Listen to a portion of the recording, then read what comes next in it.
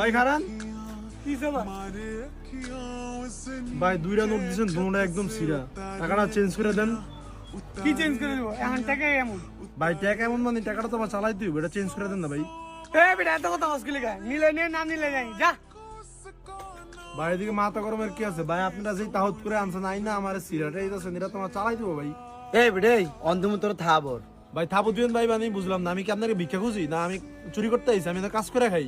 তা আমার প্রাপ্য আমার দিবেন না? আমার সিরা টাকা দিচ্ছেন, আমি চালাইতে পারুম? আবার তুই বেশি কথা কর। এই বেটা সিরিয়াস আমি এলাকার কে?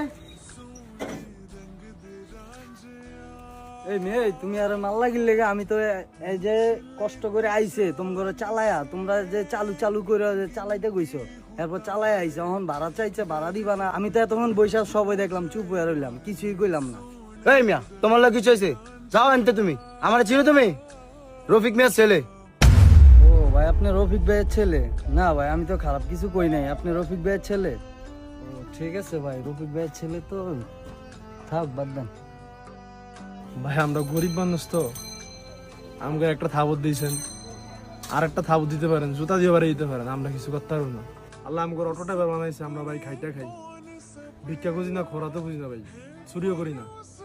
কিন্তু ভাই আমাকে যে পারিশ্রমিক করে দিতে পারতেন, আমাকে উপরে ভাই জুলুম করেন না। ধরেন ভাই আপনাকে ভাড়া লাগবো না।